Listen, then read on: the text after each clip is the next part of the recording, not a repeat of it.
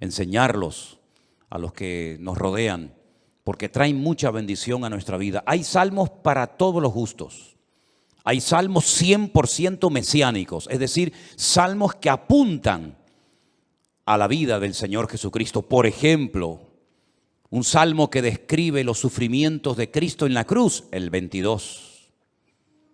Hay salmos que son oraciones, por ejemplo el 90, el Salmo 90, que por cierto mi suegra Esperanza se lo sabe de memoria, con la edad que tiene. Es una oración que hizo Moisés, y esa oración de Moisés la tenemos en la Biblia, ¿verdad? Señor, tú has sido nuestro refugio de generación en generación, antes que los montes nacieran y fueran formados la tierra, ¿verdad? Ese es el Salmo 90. Tenemos el más extenso, el capítulo más extenso de la Biblia, el 119, el que todos ustedes se saben de memoria, ¿verdad? El más pequeñito, el 117, que es la letra de una antigua canción que cuando yo me convertí se cantaba mucho esa alabanza, pero ya como que se ha olvidado. Alabad al Señor, naciones todas, pueblos todos, alabadle, alabadle, bendecid su nombre, ¿verdad? Tenemos el famoso Salmo 133, Inema tobu manaín shebed ahingam yahad. Mirad cuán bueno y cuán delicioso es habitar los hermanos juntos en armonía. Tenemos salmos proféticos, salmos que son quejidos, lamentos, ¿verdad? Tenemos la oración de los ancianos, la petición, el salmo de los ancianos, el salmo de las personas que ya han pasado a otra etapa de la vida. Es un salmo precioso también. Pero todos esos salmos se fueron recopilando a lo largo de la historia en diferentes periodos. Y ahí les he puesto un gráfico en las pantallas de la iglesia para que ustedes vean el proceso que experimentaron los salmos hasta poder recopilar los 150 y tenerlos en nuestras Biblias. Por ejemplo, los primeros 41 salmos, del 1 al 41, se recopilaron, no significa que se escribieron, pero que se recopilaron en la época del rey David. Porque hay algunos de esos salmos que son antes de la época del rey David. Por ejemplo, el que les cité a continuación, el 90, que es de la época de Moisés. Pero esos 41 primeros salmos se recopilaron, se reunieron y posteriormente se añadieron al libro de los salmos en la época del rey David. Otros salmos, por ejemplo, del 42 al 72 y del 73 al 89, se recopilaron en los tiempos de esos dos grandes reyes de Judá, los reyes del sur. Estos dos reyes fueron extraordinarios, Ezequías y Josías. Ezequías fue aquel rey que decidió meter el agua por debajo de Jerusalén para que si fuera sitiada, si los enemigos atacaban Jerusalén, no les cortaran el suministro de agua y se murieran de sed, esperando fuera los enemigos que Israel se rindiera. Todavía ese túnel subterráneo, esos túneles, mejor dicho, porque son varios, que llevan el agua por debajo de Jerusalén, todavía hoy en día se pueden visitar. Son los túneles que conectan la antigua ciudad de Jerusalén con el famoso estanque de Siloé. Y uno de ellos todavía recoge agua de lluvia y se puede pasar por él, incluso mojándose, el otro no. Y el rey Josías fue un rey muy utilizado, un hombre, un instrumento tremendo en las manos del Señor. Fue aquel rey que, cuando le dijeron hemos descubierto el libro de la Torá, el libro de la ley en el templo que estaba abandonado, hace una serie de reformas extraordinarias que hacía muchísimo tiempo que Israel las necesitaba. Luego tenemos, por ejemplo, del Salmo 90 al Salmo 106 y también del 107 al último, al 150, tenemos esos salmos que se recopilaron en el tiempo de Esdras, el sacerdote, y de Nehemías, aquel copero, ¿se acuerdan? Que vivían en el palacio del rey y que es el instrumento que Dios utiliza para la restauración física, la restauración de los muros y también del templo de Jerusalén. Y Esdras fue el instrumento para la restauración espiritual del pueblo. Porque una cosa es que tú seas restaurado en tu economía, en lo natural, sea economía, sea salud, sea familia, que está bien, Dios también está interesado en restaurar esas áreas de tu vida. Y otra cosa muy distinta es la restauración espiritual de una vida. Tú puedes ser restaurado digamos, en tu economía, pero no significa de que haya sido restaurado en lo espiritual. Y si quieren ver un ejemplo claro de lo que estoy diciendo, vayan, por ejemplo, al famoso libro de Ezequiel, en el capítulo 37, cuando el Señor le dice a Ezequiel, ven que te voy a enseñar algo, y lo lleva al cementerio más antiguo del mundo, que está al este de Jerusalén, en el Monte de los Olivos, cementerio que tiene más de 3.000 años, que se puede visitar hoy en día, que se conoce, bueno, el nombre que le dan los judíos hoy en día es el Bet Hayim, que es la casa de los vivos, pero realmente era el valle de los huesos secos, porque es un valle lleno de huesos, un valle lleno de muertos. Y el Señor, estando él en Babilonia, le muestra ese valle, ese cementerio, y le dicen, ¿tú crees que estos huesos vivirán? ¿Tú crees que volverán a la vida estos huesos secos en gran manera, que en algunos casos hay años y años que están ahí enterrados? Y el profeta Ezequiel le dice al Señor, yo no sé, Señor, lo que va a pasar con estos huesos, con estos muertos. Y el Señor le dice, predícales, profetízales a los huesos. Y dice que mientras les predicaba, comenzaron a levantarse esos huesos y se formaron cuerpos humanos, seres humanos, con piel, con tendones, con miembros, con cuerpos. Pero dice que eran como muertos vivientes, les faltaba el espíritu. No se movían, estaban ahí quietos como zombies. Y el Señor les dice, les falta el espíritu, profetiza, habla para que el espíritu entre en ellos. Y al final del capítulo 37, el Señor le explica al profeta Ezequiel lo que significa esa visión y le dice, esta es la casa de Israel. Estos son los hijos de Israel, que van a experimentar un resurgir como pueblo, como nación, una restauración nacional, que en los tiempos de Ezequiel era impensable, pero que nosotros sabemos que se ha producido en el siglo XX, en mayo de 1948, los huesos secos, esparcidos por todas las naciones de la tierra, se levantaron en un solo día como pueblo, y ahí están, con su himno, con su bandera, con su tierra, con su capital. Pero la restauración espiritual aún no se ha producido.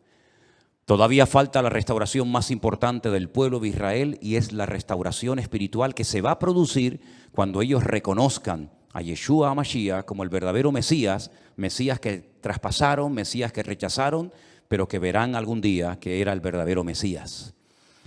En los Salmos encontramos mucha información acerca de la restauración nacional y espiritual del pueblo de Israel.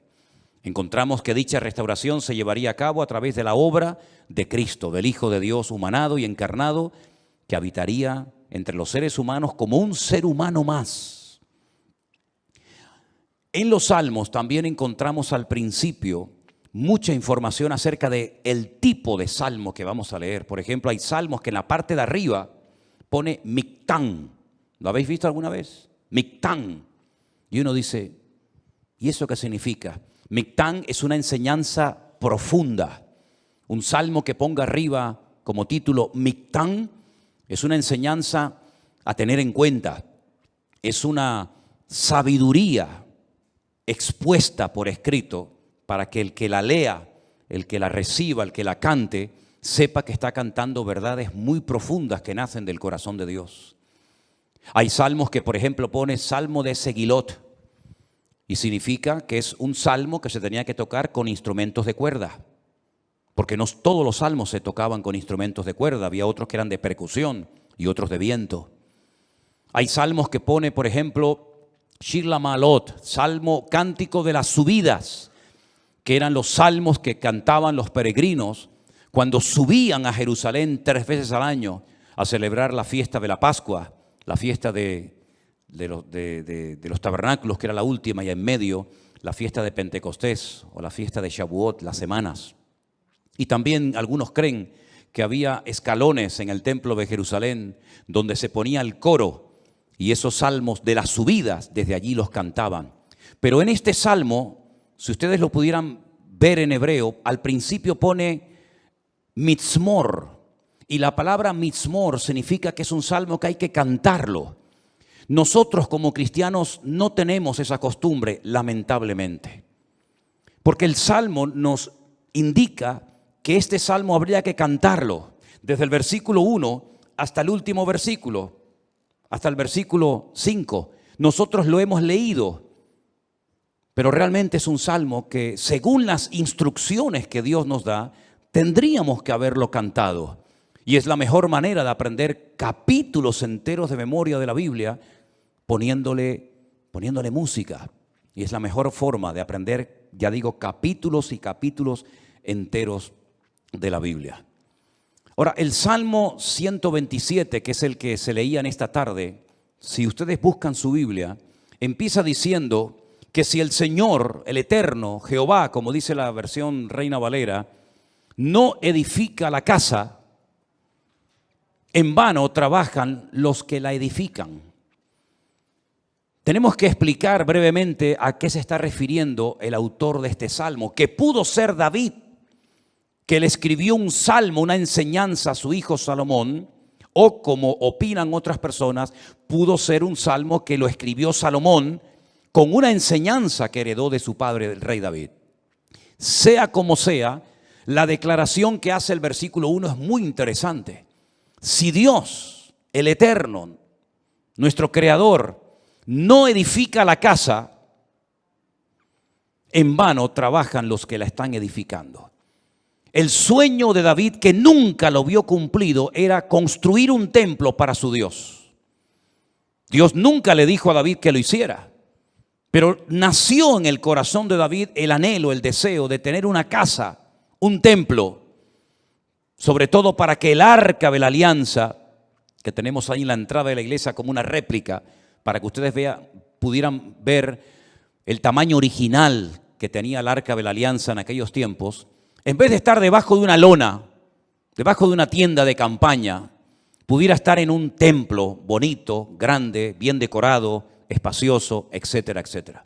Ese era el sueño de David, pero nunca lo vio cumplido, porque el profeta Natán le dijo que él no tenía el aval, el respaldo de Dios, el permiso del Señor para construir dicho templo. Ese templo solamente podía ser levantado en un lugar, no podía ser levantado en cualquier parte, sino encima de lo alto de un monte llamado el monte Moriah.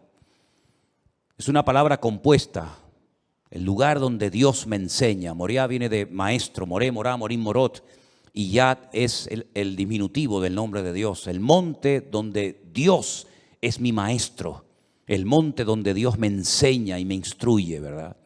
En ese monte vivía un señor llamado Arauna, que era un jebuseo, los antiguos habitantes de Jerusalén. Y allí sube el rey David, y entonces dice la Biblia que allí ofrece un sacrificio, cuando había muerte por todas partes, por un pecado que, como bien saben ustedes, el rey David había cometido. Allí él presenta un sacrificio en el mismo monte y en el mismo lugar donde tiempo atrás el famoso patriarca Abraham, el amigo de Dios, había subido con su hijo Isaac para sacrificarlo sobre un altar, pero el Señor lo detuvo y le dijo: no lo hagas. Todavía ese altar, esa roca enorme que es tan grande como esta plataforma o más, todavía está allí. Y los judíos consideran que desde allí fue donde Dios creó el mundo, el ombligo, el centro geográfico de la tierra bíblica. Pues en ese lugar Salomón, su hijo, iba a construir el primer templo de la historia para Dios. Ellos tenían que partir de la base de que el Dios de ellos era tan grande, tan inmenso, que era imposible meterlo dentro de un templo. Es totalmente imposible meter a Dios, limitar a Dios dentro de un cubículo, dentro de un edificio, porque ya el Señor le había dicho a David que el cielo es su trono y la tierra es el estrado de sus pies. ¿Qué templo me van a hacer ustedes para mí? Los romanos se reían de los judíos cuando llegaron a Israel y decían: ustedes están locos, porque ustedes tienen un templo enorme, precioso, pero vacío. ¿Dónde están vuestros dioses? ¿Dónde están vuestras divinidades? Los griegos, los romanos y todas las culturas habidas y por haber levantaban templos, pero luego los llenaban de ídolos. Apolos, Afrodita, ¿verdad? Cibeles, Ares y tantos dioses. Pero los judíos nunca pusieron una figura de Dios, porque al Señor tu Dios adorarás y a Él solo servirás. Y en los famosos 10 mandamientos, el Señor prohibía la fabricación de imágenes de talla. Por lo tanto, era un templo vacío, pero en lo más recóndito, en lo más oculto del templo, estaba un lugar que nosotros lo llamamos el lugar santísimo, donde estaba el arca de la alianza. Y Salomón iba a poder construir ese templo con la ayuda de miles y miles de personas. Y podía estar tranquilo de que nadie le iba a atacar, porque su padre había estado durante años sometiendo a todas las naciones vecinas para que su hijo en tiempos de paz y de prosperidad pudiera construir el templo de Jerusalén. Lo tenía todo. El padre le dio los planos. El padre le escribió 77 letras de canciones que las tenemos en la Biblia, los famosos salmos de David, para que pudieran cantar. Inventó instrumentos musicales, le dio oro, piedras preciosas, madera, plata, bronce, lo tenía absolutamente todo. Y además Salomón hizo un pacto con el faraón, que eran expertos en aquella época en la fabricación de megaestructuras, porque los judíos nunca habían hecho un edificio tan grande, y mucho menos para Dios. Cómo levantar aquellas piedras, subirlas a aquel monte, colocarlas una encima de la otra, aquellas columnas, más de 70 columnas exactamente, de una pieza, cómo iban a levantarlas, ponerlas a nivel para que aquella casa no se cayera. El templo no tenía arcos, como lo inventaron los romanos, por eso los arcos le han permitido a las fabricaciones y a la arquitectura romana permanecer hasta el día de hoy, pero eran columnas y era muy difícil poner aquello en pie. Hay, por ejemplo, en la ciudad de Jerusalén, en un lugar donde yo he llevado a algunos hermanos alguna vez, una columna entera que es como de aquí al fondo de la pared, que se quebró y allí la dejaron, y han pasado 2000 años y todavía aquella columna sigue allí.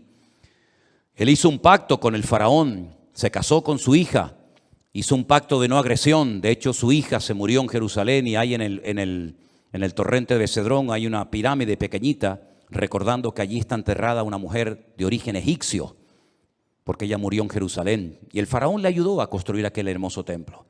Pero Salomón sabía perfectamente que él podía tener el oro, la plata, los albañiles, los carpinteros, los canteros, absolutamente todo. Incluso había naciones que todos los años le traían, curiosamente, 666 talentos de oro. Multiplique 666 por 45, era una barbaridad de kilos de oro para ayudarle. Venían personas de todos los continentes de la tierra, unos le traían marfil, otros le traían diamantes, otros le traían de todo, pero él sabía que aunque lo tenía humanamente hablando todo, sin el respaldo, sin la ayuda del Señor, aquel templo nunca se iba a poder levantar. Y aquí hay una primera lección que tenemos que interiorizar nosotros como cristianos en el día de hoy. Nosotros nos podemos esforzar mucho y de hecho el esfuerzo forma parte de la vida cristiana. Esfuérzate y sé valiente, le decía el Señor a Josué, ¿verdad? Josué capítulo 1. Esfuérzate y pelea, le decía el apóstol Pablo a Timoteo. Pero por mucho que nos esforcemos, por mucho que trabajemos, por mucho que madruguemos o por mucho que trasnochemos, sin el respaldo, sin el favor de Dios, todo lo que hagamos no sirve absolutamente para nada. ¿Cuántos dicen amén? Algunos creen que por trabajar más van a ganar más y se equivocan, porque la Biblia no enseña que para ganar más hay que trabajar más. Si usted quiere ganar más, no haga eso, porque lo está haciendo al revés. Si usted quiere ganar más, yo después le digo lo que tiene que hacer, pero no trabajes más para ganar más, porque vas a ganar menos y te vas a terminar agotando. Porque la Biblia dice en el Salmo que hemos leído que si el Señor no edifica la casa, en vano, y esa palabra en vano, esa expresión en hebreo, en vano, significa para que no llegues al agotamiento físico y mental. ¿Qué les parece? Para que no llegues a un momento que digas, ya no aguanto más, estoy reventado, estoy cansado. Llego el fin de semana, quiero descansar y el lunes voy igual de cansado, peor. Y vas acumulando cansancio y durante la noche no duermes. Cuando dice el Salmo 27 que una de las bendiciones de Dios es poder dormir tranquilamente por la noche. Dice que a sus amados el Señor les dará el sueño. Y hay muchas personas que darían cualquier cosa con tal de poder dormir en paz, como nosotros, los hijos de Dios, que hemos aprendido a depender y a descansar en el Señor, podemos dormir en paz. ¿Cuántos dicen amén? No sé por qué nos han hecho últimamente a Elena y a mí una pregunta, me la hacen de vez en cuando, por internet, por WhatsApp, por correos, incluso hasta en persona. ¿Ustedes están durmiendo bien? Y preguntamos, ¿y por qué nos hacen esa pregunta? Si no, pues con todo lo que tienen, todo el jaleo de atender gente y atender gente de aquí y llamar, ¿ustedes duermen bien? Y la respuesta, Belena, siempre es la misma. Dormimos perfectamente. Porque nosotros hemos aprendido a descansar y a depender únicamente del Señor. No entramos en estrés, ni en nervios, ni en agobio. No perdemos la paz absolutamente por nada. ¿Por qué? Porque la obra no depende de nosotros, la obra depende del dueño, de la cabeza, y el dueño y la cabeza es nuestro Señor Jesucristo. Me da mucha pena, mucha lástima cuando veo a cristianos agobiados, cargados, estresados, con la tensión disparada. Perdonen si alguien se siente aludido, yo es que no le he tomado la atención nunca a ninguno de ustedes, por eso hablo desde la libertad, porque claro, va a decir, ¿este hombre cómo sabe que tengo yo la tensión alta? No, yo no sé nada, pero el Señor lo sabe todo. Pastillas para poder dormir, claro, después pastillas para despertarte. Agobiado, estresado, que no llego a fin de mes, que no pago el colegio de los niños, que los libros, que esto, que lo otro. Y yo he cumplido recientemente 60 años. No me da ninguna vergüenza decirlo, al contrario, estamos orgullosísimos de los 60 años que tenemos. Y de esos 60 años, que parecen mucho, pero a la hora de la verdad no son tantos, de esos 60 años, 40 los he dedicado a servir única y exclusivamente al Señor. Es decir, no me he dedicado en otra cosa los últimos 40 años de mi vida más que a servir al Señor. Con iglesias pequeñas, con iglesias grandes, con escasez, con abundancia, con mucha gente, con poca gente o con ninguna gente. Y en estos últimos 40 años, si algo hemos aprendido, sobre todo en este último año, es que Dios es galardonador de los que le buscan. Y cuando más difícil estaba todo, y cuando humanamente hablando era imposible que esto siguiera adelante, el Señor sin manos nos dio una cachetada de amor, mostrándonos y enseñándonos que Él es el que edifica su casa y su obra, y no nosotros. A mí me llama mucho la atención que este verbo, edificar, es exactamente el mismo que emplea el Señor Jesucristo cuando hace referencia a lo que Él iba a hacer. Edificaré mi iglesia. Su padre en Génesis capítulo 1 nunca empleó el verbo baná o boné, que es construir, sino el verbo bará, que se parece, pero no tiene nada que ver una cosa con otra. Bará es un verbo que solamente aparece en la obra creadora de Dios.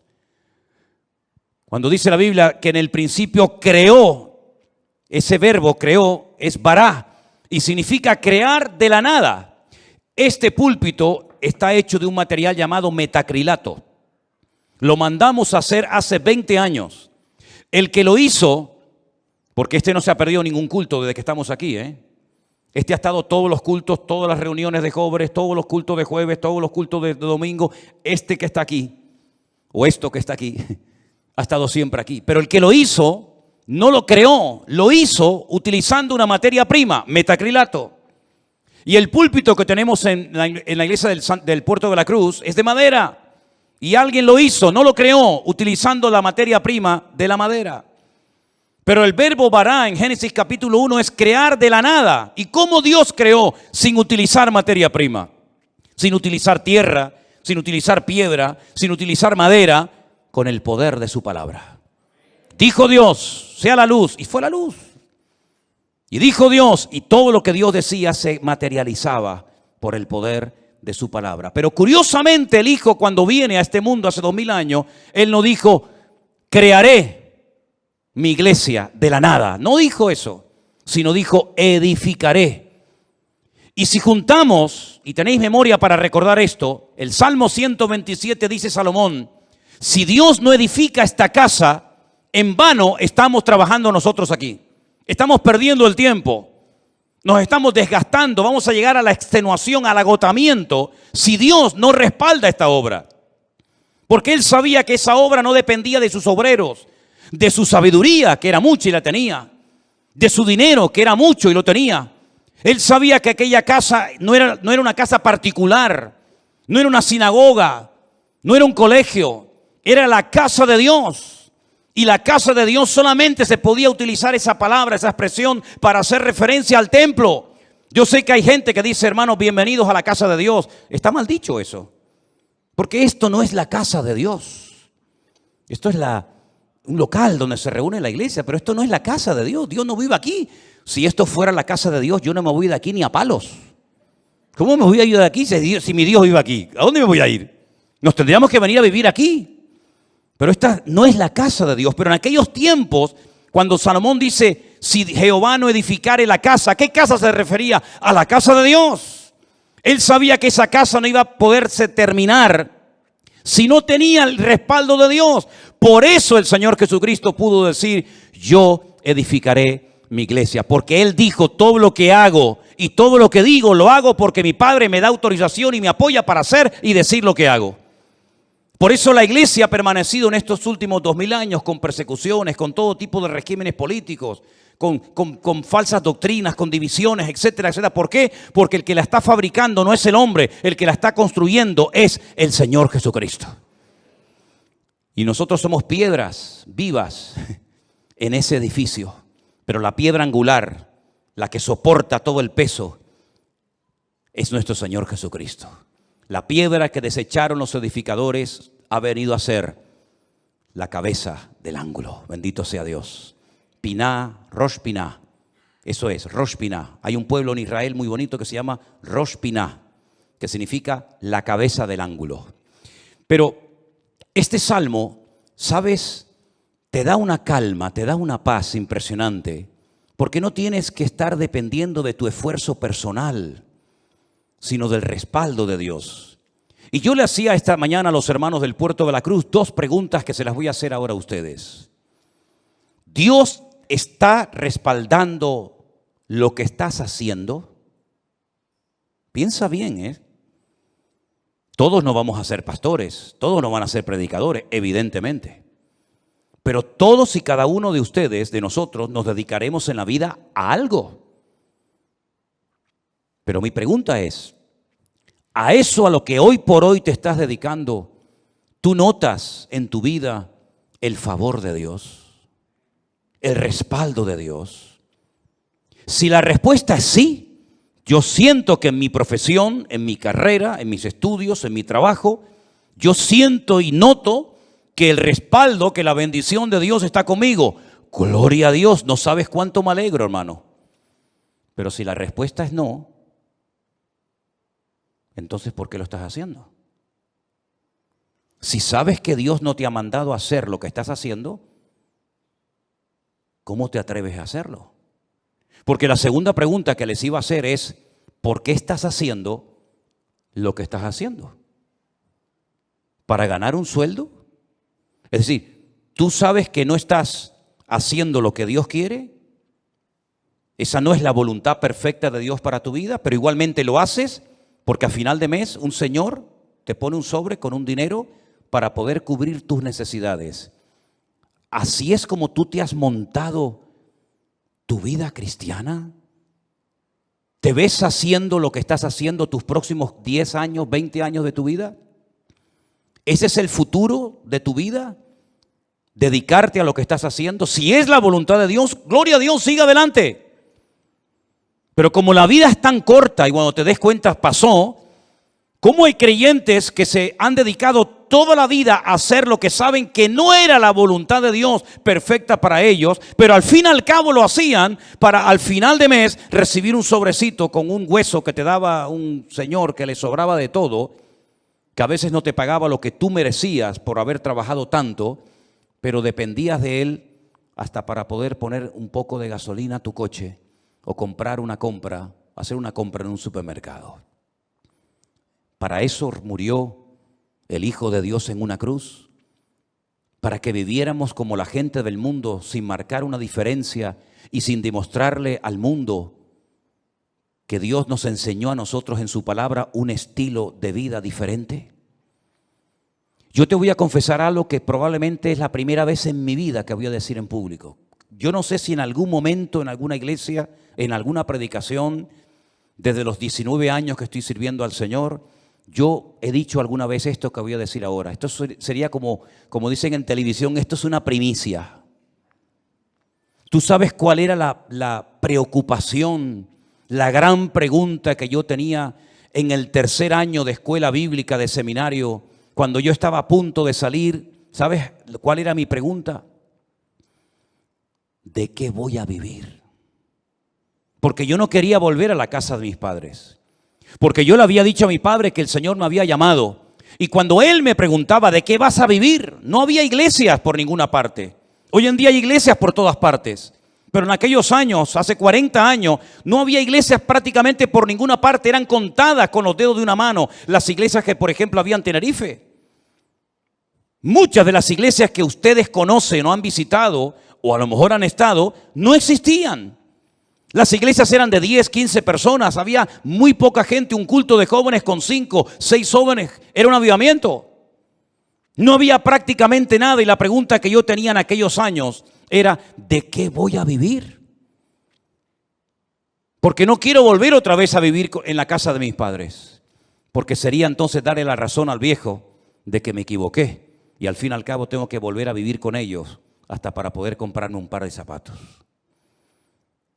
Pero casi la última semana de estudiar en aquella escuela bíblica en Las Palmas, en un piso allí cerca de las playas de las canteras, llegó un misionero, como eso ya les he contado en otras ocasiones, y me pidió que viniera aquí a Tenerife a echarle una mano en la obra. Y desde ese día, el 31 de mayo me gradué, mayo tiene, desde el 1 de junio de 1981, ¿qué día es hoy? ¿Cuál? 31 de octubre, fíjate. Desde el 1 de junio de 1981 hasta el 31 de octubre del 2021, yo no he hecho otra cosa en mi vida más que servir al Señor. Me pude casar, pudimos viajar, hemos fundado iglesias en algunos lugares y estamos disfrutando de la obra del Señor como nunca jamás en la vida habíamos soñado. Sabemos lo que es estar sentado en una cama con una libreta, con una calculadora, sacando los gastos del mes y diciendo, no llegamos, no llegamos, no llegamos. Pero también sabemos lo que es, el Señor es mi pastor y nada me faltará. Hemos aprendido a vivir en escasez como no te imaginas. Y hemos aprendido a vivir en abundancia, hemos aprendido a dormir en cualquier lugar, porque el Señor nos ha mostrado de que cuando una persona es capaz de hacer un mínimo gesto por el Señor respalda y bendice la vida de esa persona. Y tengo un temor tremendo en mi corazón por toda la manera como el Señor nos está bendiciendo y abriendo puertas en todas partes. Porque sabemos perfectamente que no es por nuestros méritos, no es por nuestros méritos. Quiero decirles que cuando muchos de ustedes vinieron a esta iglesia, nosotros ya hacía años que estábamos aquí. Hacía años que estábamos en este lugar. Y el Señor ha ido edificando poco a poco su obra. Y hoy en día podemos hablar para la gloria del Señor de miles y miles de personas que en todas partes del mundo, muchos de ellos han conocido al Señor Jesucristo como su Señor y Salvador personal en este último tiempo. Anoche tenía una reunión por Zoom con todos los hombres de la iglesia virtual del grupo número 2, gente con más de 80 años. Dándole gracias al Señor porque en la recta final de su vida, como ellos mismos decían, han conocido el Evangelio del Señor Jesucristo y tienen un hambre por conocer más y más de la palabra que a mí realmente me deja sorprendido todo lo que el Señor está haciendo. Yo quiero decirles a todos y a cada uno de ustedes que yo también tuve tu edad y estuvimos dispuestos cuando éramos jóvenes, recién casados con 21 años, a pagar un precio. Y nos llamaron locos. Los pastores nos reunían de vez en cuando y nos decían, estáis locos. ¿Cómo sois capaces de ir con una niña pequeña como era Priscila en aquellos años a un país tan lejos, sin conocer prácticamente a nadie, a vivir por fe? Pero cuando el Señor edifica su obra y cuando el Señor respalda su obra, no hay impedimento que pueda frenar la vida de un hijo y de una hija de Dios. Y yo quiero desafiarte a que tú pierdas el miedo, porque si de algo a mí me ha servido el Salmo 127 es a perder el miedo. Si Anderson, que está conectado al liderazgo y a los coordinadores de la iglesia virtual número 1, les hablara acerca de lo que cuesta, del presupuesto enorme que cuesta el hacer todas las actividades, nos quedaríamos con la boca abierta. Pero el Señor ha suplido de una forma increíble, porque el Señor es galardonador de los que le buscan, y cuando Él edifica la casa, no hay nada ni nadie que la pueda detener. Fíjate que en el Salmo 121, si te das cuenta, habla de la casa de Dios, es decir, lo principal, la obra de Dios, nada ni nadie la va a detener. Pero en segundo lugar, habla de la ciudad. Si Jehová no guardare la ciudad, en vano vela la guardia. Este versículo, cada vez que me tocaba a mí guardia en el ejército y te daban todas las balas y la metralleta y el armamento para estar de guardia, yo siempre lo decía en alta voz: si el Señor no guardare la ciudad, en vano vela la guardia. Porque todo lo que hagamos, todo tu esfuerzo personal, y que conste, quiero dejar bien claro, por favor, hermano, que el Salmo 127 no es un salmo que apoya al perezoso, al vago, al negligente. No, no, al contrario. El esfuerzo forma parte de una vida cristiana normal, pero todo nuestro esfuerzo, nuestro sudor, nuestro trabajo no sirve de nada si el Señor no respalda lo que estamos haciendo para Él. Absolutamente de nada. Luego es un golpe al ego del hombre, porque la gloria no me la llevo yo. Yo he sido el que he edificado, como decía Salomón, Nabucodonosor, ¿se acuerdan? Yo fui el que levanté la gran Babilonia. Y al final tuvo 7 años viviendo en un monte como un animal, para que el Señor pudiera arrancar de su corazón la arrogancia y el orgullo. Porque una persona arrogante, acomplejada u orgullosa no es digna de estar sirviendo al Señor. Una persona con orgullo, una persona que se le sube a la cabeza lo que tiene, lo que es o lo que hace, es una persona que no está capacitada para estar al frente de una obra. Por eso a mí me da alegría ver al hombre más sabio de la tierra, a uno de los hombres más ricos del mundo, como era Salomón, que cuando la reina de Saba vino y lo visitó, le dijo: lo que me contaron no es ni el 1% de lo que ven mis ojos. Que él reconozca que el éxito de aquella obra no estaba en él, sino estaba en su Dios. Y nosotros tenemos que aprender hoy más que nunca que tenemos que aprender a depender de Dios. Y eso hay que enseñárselo a nuestros hijos y hay que enseñárselo a los jóvenes de la iglesia, para que nos demos cuenta de que en estos tiempos donde la economía está en crisis y donde el mundo irá, según la Biblia, de mal en peor, nosotros estemos preparados y sepamos adaptarnos a las circunstancias y no perder la paz ni el equilibrio, porque el Señor es nuestro Dios y estará con nosotros todos los días hasta el fin del mundo. Madrugar y trasnochar sin el respaldo de Dios no sirve absolutamente para nada. El Salmo 127 es un salmo donde el Señor nos muestra que cuando dependemos de Él podemos estar tranquilos. Y mire lo que dice: por demás es que os levantéis de madrugada y vayáis tarde a reposar, por demás.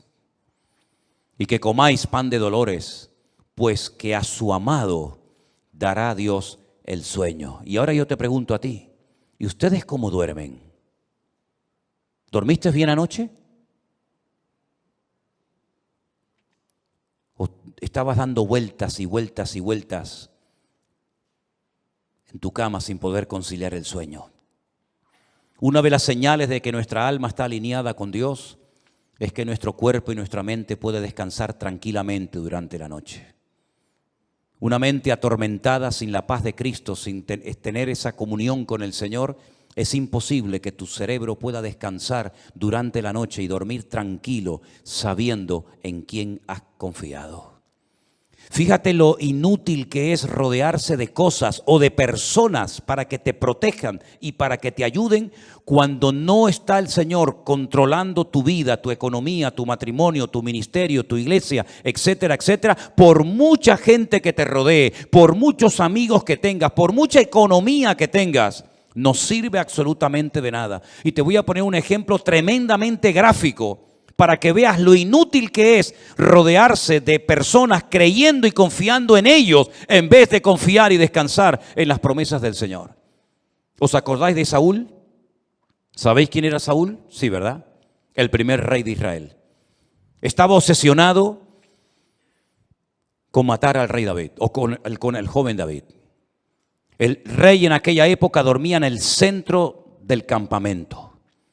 Se hacían círculos concéntricos de soldados alrededor del rey, de tal manera que si saltabas uno de esos círculos de protección, automáticamente en el segundo caías. Es como en las cárceles. ¿Veis que hay como un muro alambrado que si logras saltarlo, te encuentras a continuación otro y te quedas entre muro y muro, ¿verdad?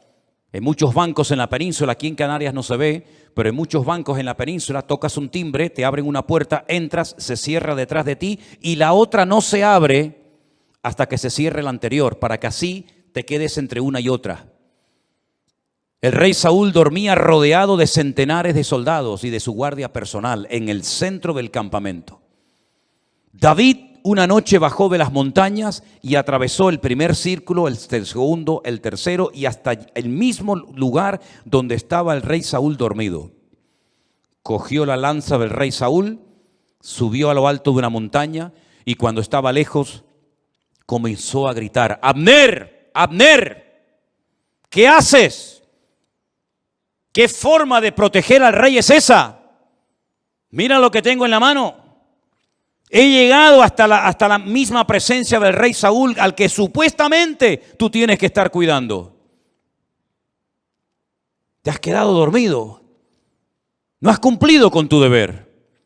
Y ahí hay un ejemplo gráfico de cómo un rey rodeado de cientos de soldados que se quedan dormidos. Ahora puedes entender lo que dice el Salmo 127. Si el Señor no vela y cuida y protege a la ciudad, en vano vela la guardia. Todos se van a quedar dormidos espiritualmente hablando en estos últimos tiempos. Los políticos se van a quedar dormidos y no van a saber discernir el mundo espiritual.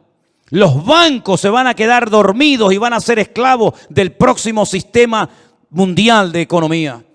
Los religiosos se han quedado dormidos hace siglos y son incapaces de discernir los tiempos y las ocasiones.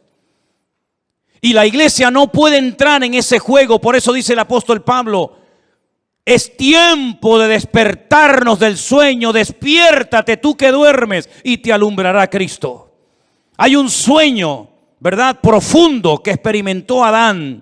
Pero fue un sueño que Dios produjo para que no le estorbara en la obra que el Señor estaba haciendo. Pero hay otro sueño de tipo espiritual que te adormece el alma, que atonta tu espíritu, que ciega tu entendimiento y que cauteriza tu conciencia y que te impide reconocer que a veces lo que estás haciendo no es la voluntad de Dios. Es un juguete, un entretenimiento del sistema faraónico del mundo que te da todo a cambio de nada. Y al final de tu vida no has hecho nada y te has creído que Dios estaba respaldando tu obra, tu ministerio, tu imperio, tu reino, pero has tirado por la borda tu vida y te has bajado a lo profundo del barco mientras había una tormenta arriba. Tú te has quedado dormido y en vez de actuar marcando una diferencia, dejaste que el mundo te marcara y te manipulara a ti. Por eso, mis queridos hermanos, el Salmo 127 es de sacudir nuestras conciencias y despertarnos ante la realidad. ¿Qué estoy haciendo con mi vida? ¿Qué estoy haciendo con mis recursos? ¿Qué estoy haciendo con mi tiempo? ¿Qué estoy haciendo con mi juventud? ¿Qué estoy haciendo con los dones y talentos que Dios me dio? ¿Qué estoy haciendo en definitiva? Porque si lo que estoy haciendo no tiene el respaldo de Dios, ¿para qué lo sigues haciendo? ¿Es que acaso el Señor no dice en su palabra: el justo Por la fe vivirá.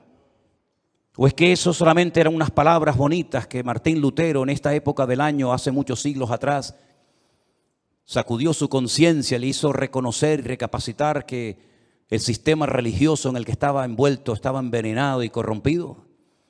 Son unas palabras bonitas de un profeta del Antiguo Testamento que sí, quedaron muy bien, pero que hoy en día no tienen ningún efecto. Eso funciona, es realmente así, eso es real. ¿Funcionan las promesas de Dios? Te pregunto, hermano. ¿Funcionan sí o no las promesas de Dios en tu vida? ¿Te fías de Dios? ¿Crees que Él te puede sanar, que te puede prosperar, que te puede bendecir? Pues te voy a dar algunas pinceladas para que empieces a entrar en una dimensión diferente en cuanto a tu relación con Dios. Primero, hay ciertas y determinadas cosas que hay que pelearlas y lucharlas en el campo de batalla. Goliat no se iba a ir por el hecho de que estaba frente a él el ejército de Israel. Al contrario, el ejército de Israel le atraía, porque la luz atrae a los mosquitos. Ellos no tuvieron que ir a buscar a Goliat. Goliat los encontró a ellos. Y aunque Goliat estaba en aquel lugar y se sabía que iba a ser derrotado, porque allí estaba el hombre de Dios, David. Para Goliat era un atractivo estar en aquel lugar, como es un atractivo para muchos el conquistar a tus hijos, o romper tu matrimonio, o derrotar tu ministerio. ¿Por qué? Porque tú tienes luz, tú proyectas luz. Hay una gracia de Dios, hay algo de Dios en tu vida que al enemigo lo atrae. No tienes que buscarlo, él te va a encontrar. La luz atrae a los mosquitos. Si no, vete al campo y enciende una luz para que veas cómo enseguida vienen los bichos. Y si nosotros verdaderamente somos luz, vamos a atraer a ciertas y determinadas cosas. Y por eso la Biblia dice que hay que pelear. ¿Pero pelear qué? La buena batalla. Porque hay batallas que no las pelees porque vas a morir. Como Jonatán se fue a pelear una batalla que no tenía que haber ido nunca y murió. Pero Pablo dice, yo he peleado la buena batalla. ¿Estás peleando la buena o la mala batalla? Porque la buena te dará la corona de vida, la recompensa del Eterno. Pero la mala te quitará la vida, tu familia, tu esposa, tus hijos, y perderás el galardón de Dios. Hay bendiciones que vienen por pelearlas. La tierra está delante de vosotros, pero ahí están los filisteos, los amorreos, los cananeos, los jebuseos, los amonitas, los moabitas. Ir y pelear contra ellos. Y tuvieron que pelear y jugarse la vida, y derramar sangre, y tener heridas y cicatrices en el cuerpo para conquistar la tierra. Porque hay ciertas y determinadas bendiciones, claro, tú tienes que saber cuáles, que tienes que conseguirlas peleando la buena batalla en el nombre del Señor. Pero hay otros milagros que no vienen por pelear, sino simplemente por decir gracias por esta situación que estoy atravesando en mi vida. Cuidado, no solamente es una palabra mágica, gracias y ya viene el milagro, no. Es una actitud. Es una edificación interior de tu alma producida por la obra del Espíritu Santo en ti. Y cuando tu corazón no tiene quejas ni dudas, porque puedes decir, yo sé en quién he creído, eres capaz de llegar a un cementerio en un ambiente de derrota y de pesimismo, cuando incluso los familiares del difunto te echan en cara, si hubieras estado aquí mi hermano no estaría muerto, como diciendo tú eres el culpable, si tú hubieras estado aquí mi hermano estaría vivo. Y cuando te ponen todo tipo de impedimentos y de trabas diciendo no, deja las cosas como están, porque si movemos la piedra va a salir un olor terrible, hace 4 días que ese hombre está ahí enterrado y esto va a ser terrible. Cuando tú tienes un corazón moldeado por la mano del eterno Dios, tú eres capaz de ante la muerte decir, Padre, yo te doy gracias porque sé que tú siempre me oyes. Y se produjo un milagro sin ayuno, sin oración, sin reprender demonios, sin gritos, sin show ni espectáculos, sino simplemente con una expresión de gratitud y de dependencia del Padre. Yo sé que tú siempre me oyes, Lázaro, sal fuera. Y se produjo un milagro tremendo, uno de los milagros más espectaculares de Cristo, simplemente por expresar gratitud en medio de la muerte y del dolor. Y el segundo gran milagro de Cristo, un milagro que consistió en multiplicar cosas. En este caso no fue transformar elementos como agua o vino, sino crear cosas, multiplicar panes y peces de una forma incontable, en pleno desierto, donde no había recursos materiales para poder cubrir la necesidad de tantas miles y miles de personas.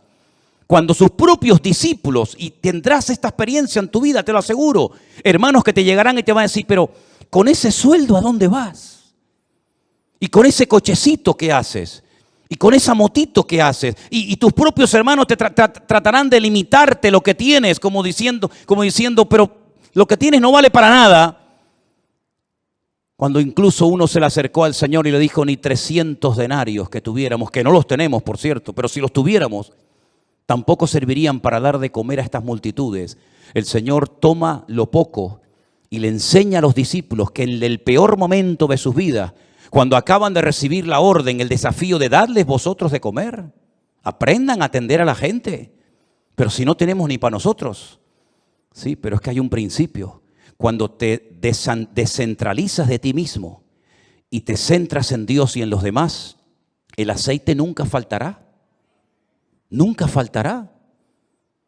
Así que dadles vosotros de comer y yo os voy a enseñar cómo se les da a la gente hambrienta de comer. ¿Qué hay por ahí? Unos cuantos panes y peces, los cogió, los bendijo y dio gracias. Y dando gracias, comenzó a partirlo y le dijo, comenzar a repartir, y hasta llegaron a sobrar cestas enormes llenas de pedazos de la comida que el Señor había multiplicado. Hay milagros que vienen por pelear, hay bendiciones que vienen por pelear y jugarte la vida y hasta la extenuación si hace falta. Pero hay otros milagros que vienen cuando te relajas y dices, ya no puedo más, pero te voy a dar gracias por mi hijo, por mi enfermedad, por mi escasez. Te voy a comenzar a dar gracias y voy a comenzar a gozarme en lo que no entiendo. Y voy a transmitir ánimo, aliento y gratitud a mi familia y a mi gente que me rodea. Y vas a comenzar a ver milagros impresionantes en tu vida. Yo digo una cosa, ¿qué tienes que perder? Imagínate que te funciona. Vas a estar toda la vida agradecido al Señor por haber aprendido a salir de la miseria, por haber aprendido a gozarte en la adversidad y por haber aprendido a ver la gloria de Dios en medio de las tormentas de la vida. ¿Cuántas tormentas hemos atravesado? ¿Cuántos desiertos hemos cruzado? ¿En cuántas cuevas nos habremos metido espiritualmente hablando? Pero de todas y de cada una de ellas nos ha sacado nuestro Dios. Y la situación en la que te encuentras ahora mismo, repito, la situación en la que te encuentras ahora mismo, y yo no me estoy dirigiendo a nadie, y lo quiero dejar bien claro, porque yo no necesito un micrófono para hablarte a ti, o a ti hermanita, o a ti hermano. Yo no necesito jamás. Necesito de un micrófono para sentarme y decirle a usted, ven para acá. Yo le estoy predicando a toda la iglesia, pero creo que en este momento el Señor me está utilizando para decirte esto.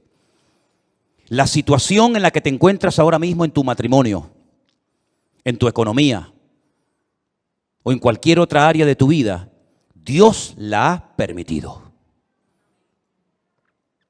Porque lo que tienes que aprender no lo vas a aprender riendo ni saltando, sino llorando y sufriendo. Porque lo que se aprende llorando no se olvida nunca. Lo que se aprende en el dolor y en el sufrimiento no se olvida jamás en la vida. Por eso hay dolores que son una bendición. Y por eso el Señor ha permitido que todos y cada uno de nosotros, con sus respectivas circunstancias, hayamos llegado a un punto en nuestra vida, con la edad que tienes, con la familia que tienes, con los hijos que tienes o no tienes, para que aquí le preguntes hoy al Señor, Señor, cuento con tu favor cuando mañana vaya a la calle a buscarme la vida en mi trabajo. Si eso es lo que Dios tiene planeado para ti, adelante, hermano, sal como un león, no como una gallina. Sal como un león, contento, triunfante.